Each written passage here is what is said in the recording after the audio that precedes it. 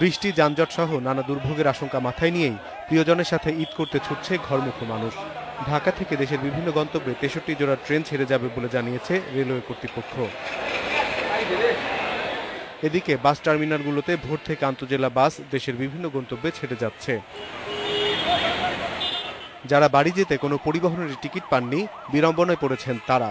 গাজীপুরের চন্দ্রাসহ বিভিন্ন জায়গায় ব্যাপক ভিড় দেখা যায় এমন ঘরমুখো মানুষের। এখান থেকে এখনো ডিরেক্ট বাস পাইনি, সবে আসলাম, অনেক লোকজন সমাগম। এখন ওয়েট করবো, দেখবো যদি কোনো ডিরেক্ট বাস পাই তাহলে ডিরেক্ট যাবো, নাহলে যদি ভেঙে যেতে হয় তাহলে সেভাবেই যাইতে হবে। ঈদের জন্য মা বাবার সাথে ঈদ করবো, সেজন্য তো অবশ্যই গাড়িতে যাইতে হবে।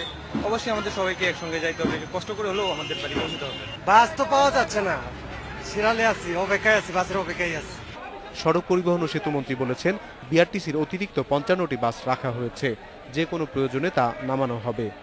অতিরিক্ত গাড়ি, অতিরিক্ত চাপ, সে কারণে হয়তো একটু স্লো আছে, যেখানে গাড়ি হয়তো আসতে দেরি হচ্ছে।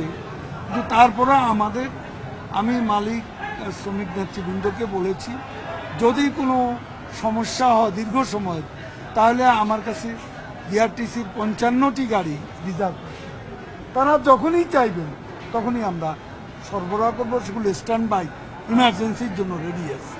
যানজটবিহীন নিরাপদ যাত্রা নিশ্চিত করতে সব ধরনের ব্যবস্থা নেওয়ার কথা জানিয়েছে পুলিশ। আমাদের অফিসাররা, ফোর্স সবাই সম্মিলিতভাবে দিন রাত 24 ঘন্টা পরিশ্রম করছে এবং আমরা আশা করছি ইনশাল্লাহ সুন্দর এবং নির্বিঘ্নে সবাই আনন্দমুখর পরিবেশে তাদের বাড়িতে যে আত্মীয় স্বজনের সঙ্গে ঈদ উদযাপন করতে পারবে।